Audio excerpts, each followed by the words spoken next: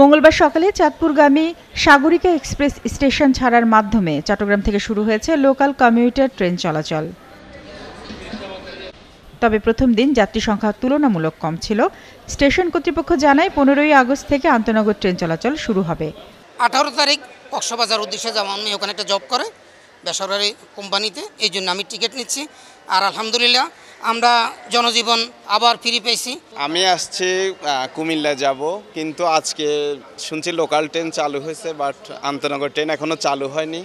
তো আগামীকাল যেতে পারবো আর কি। আজকে লোকাল কমিউটার এবং মেল ট্রেন সমূহ চলাচল শুরু করেছে। সাগরিকা এক্সপ্রেস চট্টগ্রাম থেকে চাঁদপুর এবং কর্ণফুলী এক্সপ্রেস সকাল 9টা 45 ঘটিকায় চট্টগ্রাম থেকে ঢাকার উদ্দেশ্যে ছেড়ে গেছে। দীর্ঘদিন পর রেল চলাচল শুরু হওয়ায় খুশি খুলনাবাসী। প্রথম দিন যাত্রী সংখ্যা কিছুটা কম হলেও যাত্রীদের মধ্যে স্বস্তি ফিরেছে।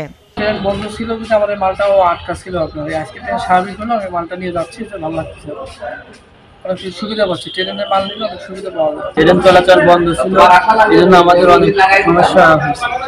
এখন স্বাভাবিক হচ্ছে, এটা আমাদের অনেক সুবিধা হচ্ছে।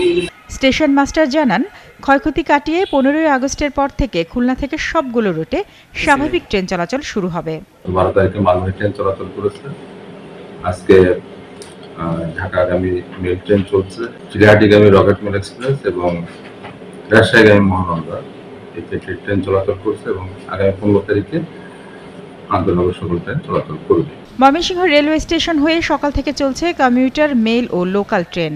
তবে প্রথম দিন ঢাকা থেকে জামালপুরগামী কমিউটার এবং বলাকা এক্সপ্রেস সহ এসব লোকাল ট্রেনে যাত্রী ছিল একেবারেই কম। রেগুলারই ছিল, এখন তো যেহেতু সমস্যা হয়েছে এই কারণেই চলাচল স্থগিত ছিল। আজকে থেকে প্রথম শুরু হয়েছে। আমার মনে হয় যে ট্রেনগুলো যদি ঠিকঠাক মতো চলাচল করে তাহলে আমাদের যাত্রীদের জন্য সবচেয়ে সুন্দর হবে। এদিকে স্টেশন কর্তৃপক্ষ জানায় আগামী বৃহস্পতিবার থেকে চলবে সব ধরনের আন্তনগর ট্রেন। দেওয়ানগঞ্জ কমিউটার অলরেডি চলে এসে আমাদের স্টেশন থেকে চলে গেছে। বলাকা কমিউটার ঢাকা থেকে ছেড়ে এসে ময়মনসিংহ হয়ে জারিয়া ঝাঞ্ঝালিকের দিকে চলে গেছে।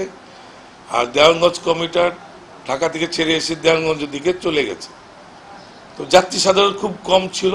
রাজশাহীর স্টেশন থেকে সকালে রোহনপুর, ঈশ্বরদী সহ বেশ কয়েকটি গন্তব্যে লোকাল, মেল ও কমিউটার ট্রেন ছেড়ে গেছে।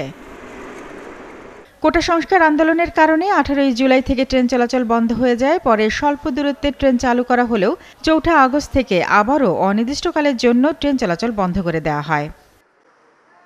শারমিন স্বপ্না, 71।